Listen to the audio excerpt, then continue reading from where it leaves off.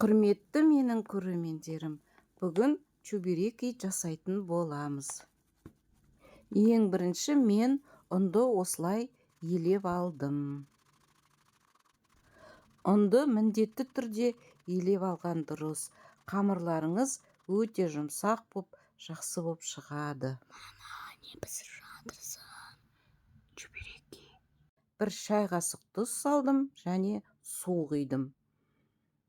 Енді жақсылап қамыр илеп аламыз.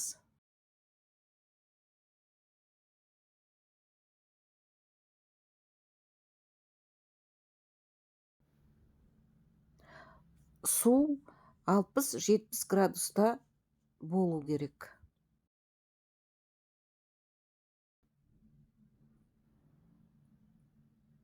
Ең соңында осылай бір ас қасық сұйық май қостым.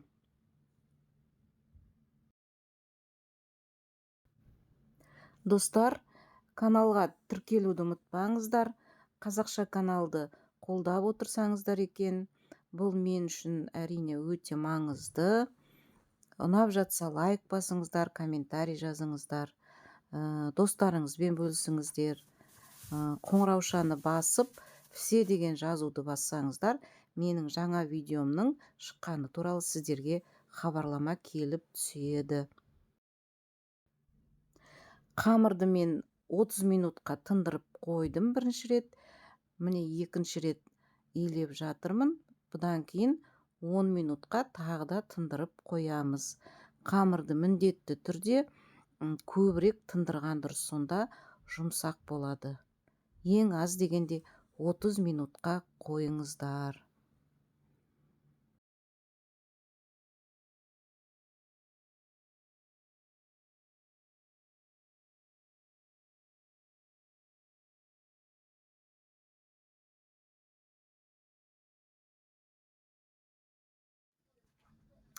Енді чебурекидің салмасын дайындаймыз.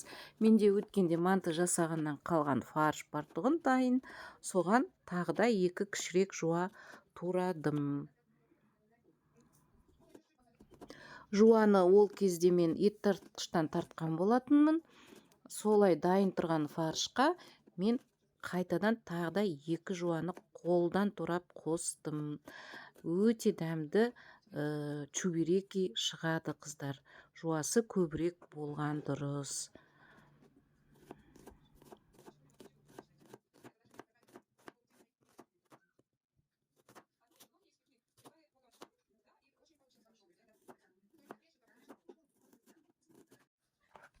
Фаршты негізі перчатки киіп араластырған дұрыс дейді, немесе қасықпен араластырған дұрыс деп бір жерден оқыдым.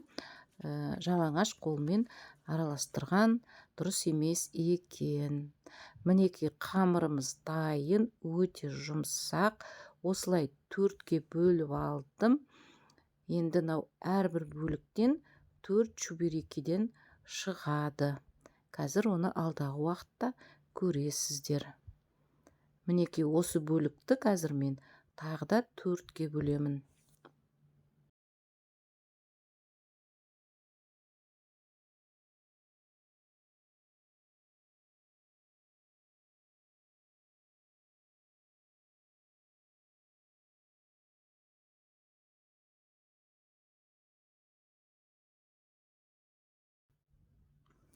Осылай әрбір бөлікті ұнға матырып аламыз. Содан кейін әрбір бөлікті оқтаулап аламыз.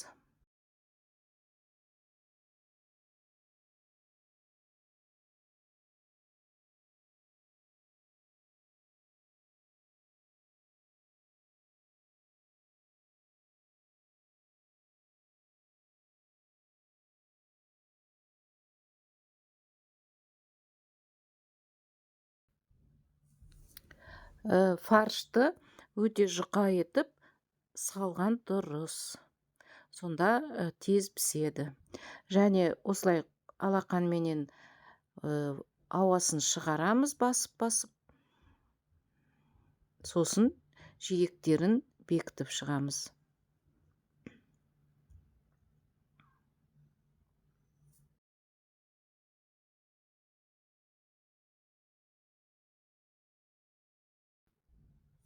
вилкамен осылай әдемілеп жиектерін басып шығамыз. Ол енді өз қалауларыңыз бойынша. Мен әрбір бөлікті грамдап өлшеген жоқпын, және бірдей қылып жасауға тырысқан жоқпын, өйткені бұл өзімізге үйге арналған чөберекилер. Егер сатуға арналған болса, онда әрине бәрін бірдей қылып жасаған дұрыс.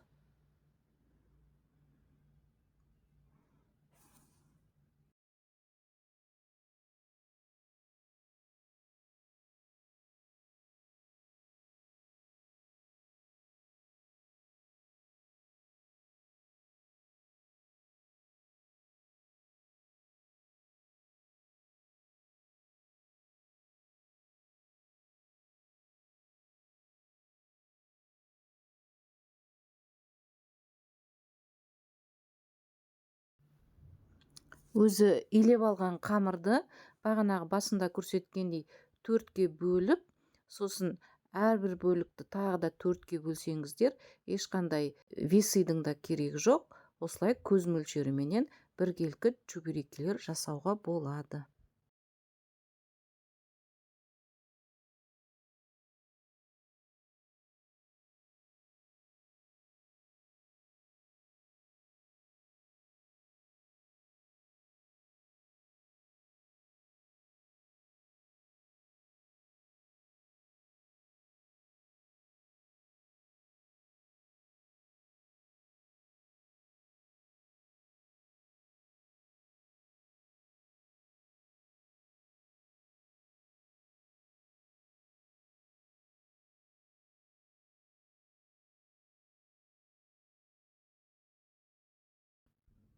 Осылай алақанның көмегімен ішіндегі ауасын міндетті түрде шығарып алыңыздар.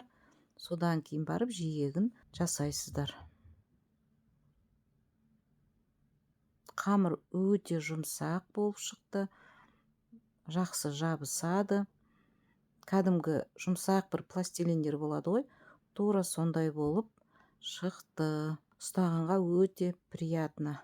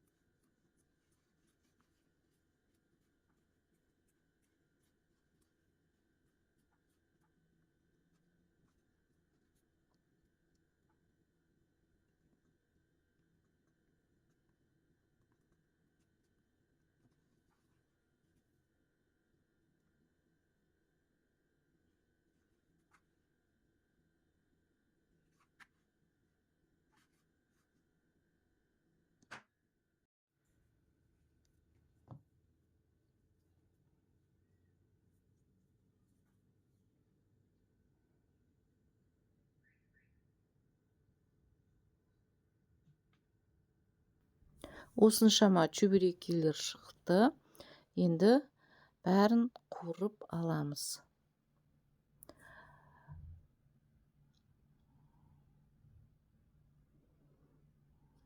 Өте қатты қыздырмаймыз, орташа отпенен пісіріп алған дұрыс.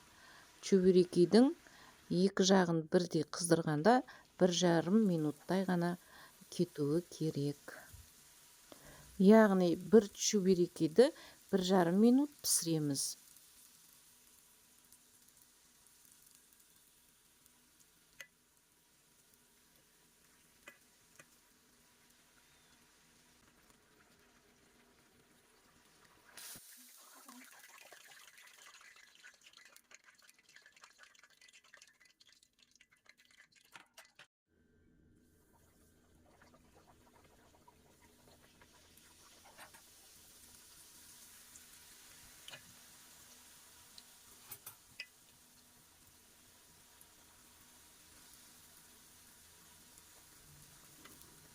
Осылай қасықтың немесе ожаудың көмегіменен майды чөберекейдің бетіне құйып отырған дұрыс.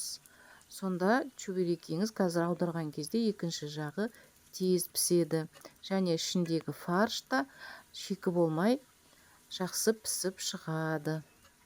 Майды құйған сайын қарасаңыздар, чөберекейдің тестасы өте жақсы көтеріледі.